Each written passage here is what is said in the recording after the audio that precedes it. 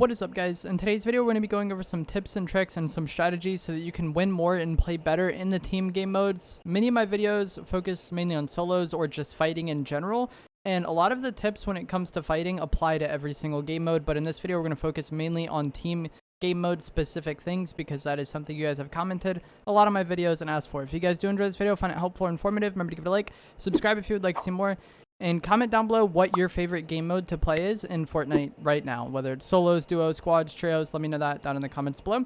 One of the biggest things in team game modes, especially in Zero Build, but this is like any game mode, is getting different angles than your teammates. If you all just stand and then have the same peak, it's very easy for the enemy team to use cover and protect themselves from you. But if you and your team have a variety of different peaks, or maybe you're playing trios and two of you have the same peak and you're putting pressure on the team, which allows one of your other teammates to catch a different angle and flank and like get a better peak, that really opens up the fight. So try to like take as much like area as you can and get as many different angles from your teammates as possible. That way the enemies can't really protect themselves from all of you all at once. So this is something that just really you start to do naturally. You could call it out to your teammates like, hey, I'm getting a different angle, and in their mind they should know to just like kind of keep the enemies distracted while you do that. And it makes things much easier for just everybody in general, because as soon as your teammate catches a different angle and starts shooting them, they're going to kind of position to protect themselves from that player, and that probably opens them up to you, or maybe you can do the same thing while they're focused on your teammate. So just spreading out. You don't want to be so far away that you can't help your teammates, but just spreading out a bit and catching different angles is very important in the team game modes, and it makes fights so much easier. And kind of this goes along with it, is know when to bait yourself and when to bait your teammates. So I'm going to play two clips here, one where I bait myself and one where I bait my teammate. We're going to start off where I bait my teammate. He ends up telling me that he's just going to keep the guy's attention. I end up getting the flank and get an easy kill, and that really opens up the game for us here.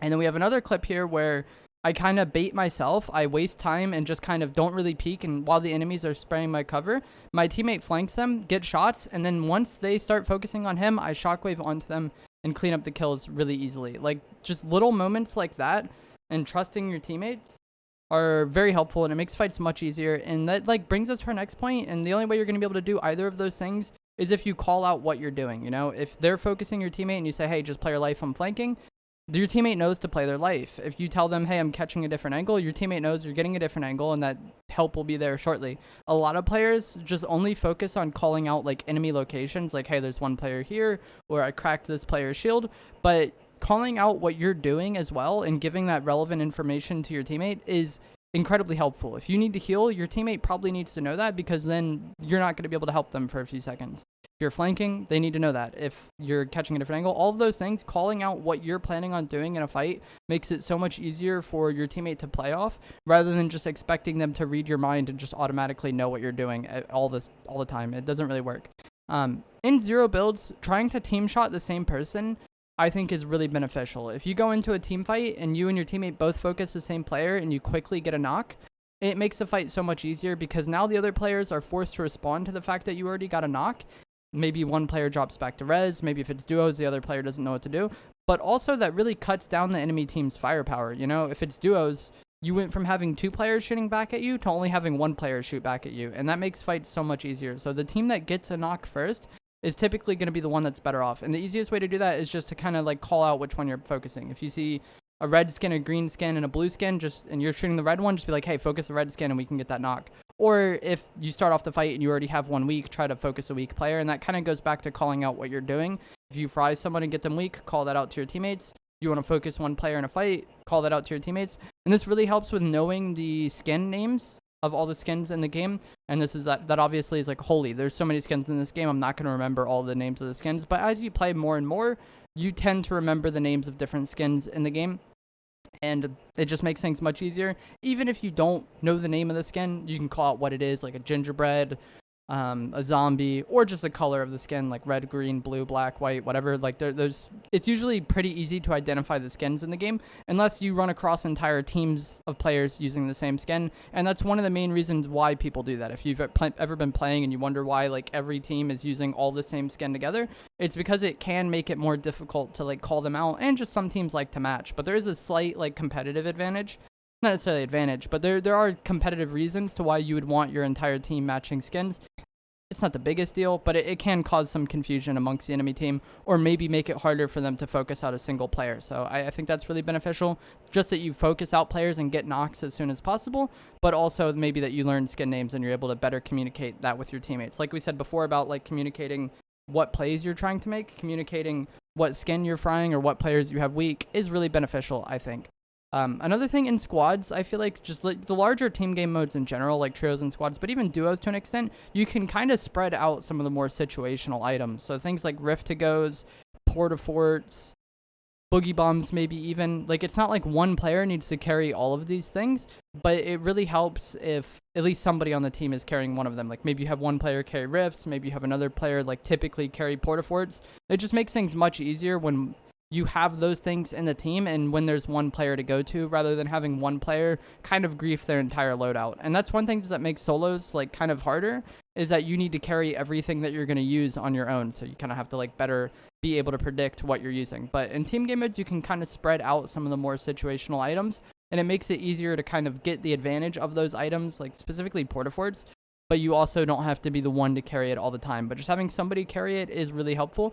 And then one final thing, this kind of goes with what I was saying before about like calling out what you're doing and working with your teammates.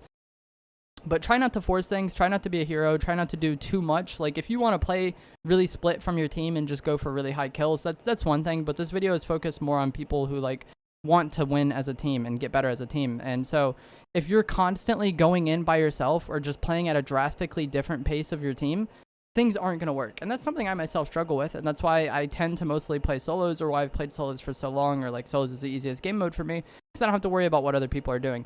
But if you're always doing too much on your own, I'm sure like if you play squads or whatever, you have that person in your mind, you know, that player in your squad that is always doing too much or trying to like overreach and accomplish too much too quickly.